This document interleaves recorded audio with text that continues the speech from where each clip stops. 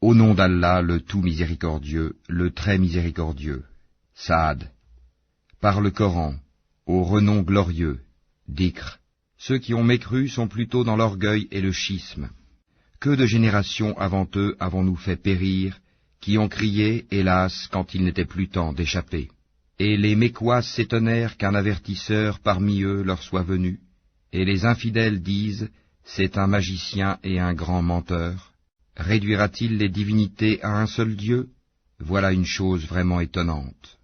Et leurs notables partirent en disant, allez-vous-en, et restez constants à vos dieux, c'est là vraiment une chose souhaitable. Nous n'avons pas entendu cela dans la dernière religion, le christianisme. Ce n'est en vérité que pure invention. Quoi? C'est sur lui, parmi nous, qu'on aurait fait descendre le rappel, le Coran? Plutôt ils sont dans le doute au sujet de mon message, ou plutôt ils n'ont pas encore goûté à mon châtiment. Ou bien détiennent-ils les trésors de la miséricorde de ton Seigneur, le puissant, le dispensateur par excellence?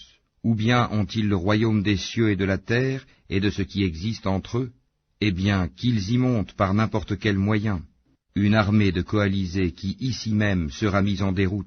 Avant eux, le peuple de Noé, les Hades, et Pharaon, l'homme aux pales, ou aux pyramides, et les Tamoud, le peuple de Lot, et les gens d'Alaïka, ont tous démenti leurs messagers.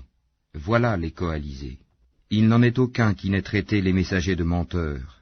Eh bien, ma punition s'est avérée contre eux, ceux-ci n'attendant qu'un seul cri, sans répétition.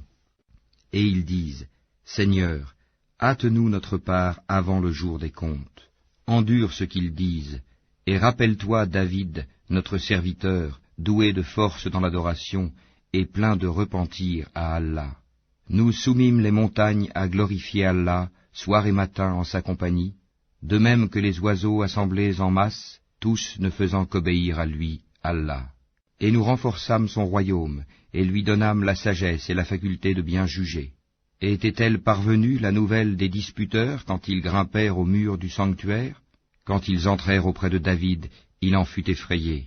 Ils dirent, n'aie pas peur, nous sommes tous deux en dispute, l'un de nous a fait du tort à l'autre. Juge donc en toute équité entre nous, ne sois pas injuste, et guide-nous vers le chemin droit. Celui-ci est mon frère, il a 99 brebis, tandis que je n'ai qu'une brebis. Il m'a dit, confie-la moi, et dans la conversation, il a beaucoup fait pression sur moi. David dit, il a été certes injuste envers toi en demandant de joindre ta brebis à ses brebis. Beaucoup de gens transgressent les droits de leurs associés, sauf ceux qui croient et accomplissent les bonnes œuvres, cependant ils sont bien rares. Et David pensa alors que nous l'avions mis à l'épreuve. Il demanda donc pardon à son Seigneur, et tomba prosterné et se repentit. Nous lui pardonnâmes, il aura une place proche de nous et un beau refuge. Ô David, nous avons fait de toi un calife sur la terre. Juge donc en toute équité parmi les gens, et ne suis pas la passion, sinon elle t'égarera du sentier d'Allah. Car ceux qui s'égarent du sentier d'Allah auront un dur châtiment pour avoir oublié le jour des comptes. Nous n'avons pas créé le ciel et la terre et ce qui existe entre eux en vain. C'est ce que pensent ceux qui ont mécru. Malheur à ceux qui ont mécru pour le feu qui les attend. Traiterons-nous ceux qui croient et accomplissent les bonnes œuvres comme ceux qui commettent du désordre sur terre? Ou traiterons-nous les pieux comme les pervers?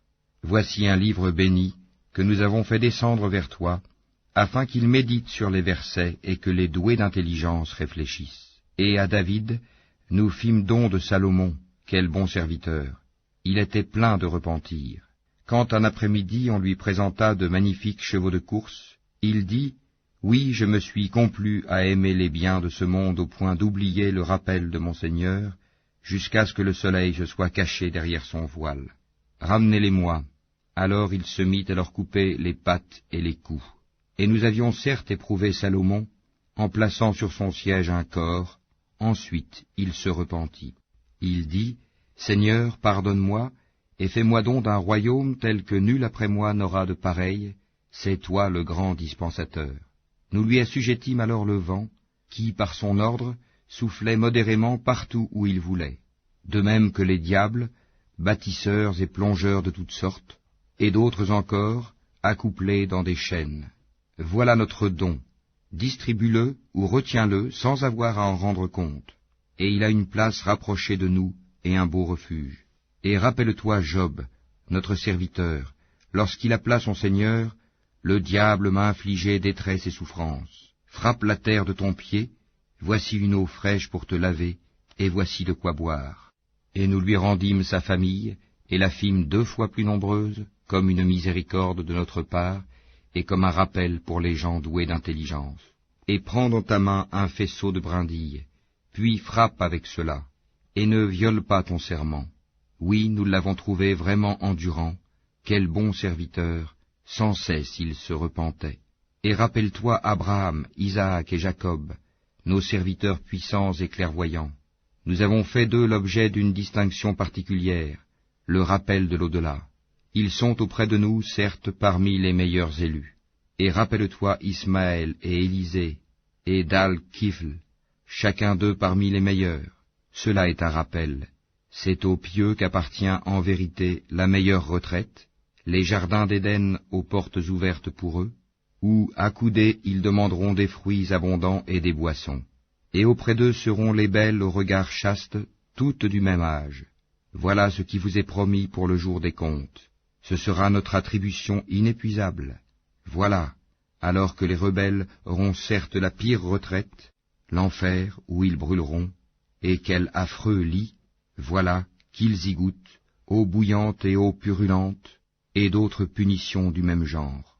Voici un groupe qui entre précipitamment en même temps que vous, nul bienvenu à eux, ils vont brûler dans le feu. Ils dirent, pas de bienvenue pour vous, plutôt, c'est vous qui avez préparé cela pour nous, quel mauvais lieu de séjour. Ils dirent, Seigneur, celui qui nous a préparé cela, ajoute-lui un double châtiment dans le feu. Ils dirent, pourquoi ne voyons-nous pas des gens que nous comptions parmi les malfaiteurs? Est-ce que nous les avons raillés, à tort, ou échappent-ils à nos regards? Telles sont en vérité les querelles des gens du feu. Dis, je ne suis qu'un avertisseur, point de divinité à part Allah, l'unique, le dominateur suprême, Seigneur des cieux et de la terre, et de ce qui existe entre eux, le puissant, le grand pardonneur. Dis, ceci, le Coran, est une grande nouvelle, mais vous vous en détournez. Je n'avais aucune connaissance de la cohorte sublime au moment où elle disputait. Il m'est seulement révélé que je suis un avertisseur clair. Quand ton Seigneur dit aux anges, « Je vais créer d'argile un être humain », quand je l'aurai bien formé et lui aurai insufflé de mon esprit, jetez-vous devant lui prosternés. Alors tous les anges se prosternèrent, à l'exception d'Iblis, qui s'enfla d'orgueil et fut du nombre des infidèles. Allah lui dit, « Ô Iblis, qui t'a empêché de te prosterner devant ce que j'ai créé de mes mains? T'enfles-tu d'orgueil ou te considères-tu parmi les hauts placés? Je suis meilleur que lui, dit Iblis. Tu m'as créé de feu et tu l'as créé d'argile. » Allah dit, « Sors d'ici, te voilà banni, et sur toi sera ma malédiction jusqu'au jour de la rétribution. » Seigneur, dit Iblis, donne-moi donc un délai jusqu'au jour où ils seront ressuscités. Allah dit, tu es de ceux à qui un délai est accordé, jusqu'au jour de l'instant bien connu. Par ta puissance, dit Satan, je les séduirai assurément tous, sauf tes serviteurs élus parmi eux. Allah dit, en vérité, et c'est la vérité que je dis, j'emplirai certainement l'enfer de toi et de tous ceux d'entre eux qui te suivront. Dis, pour cela je ne vous demande aucun salaire, et je ne suis pas un imposteur. Ceci, le Coran, n'est qu'un rappel à l'univers, et certainement vous en aurez des nouvelles bientôt.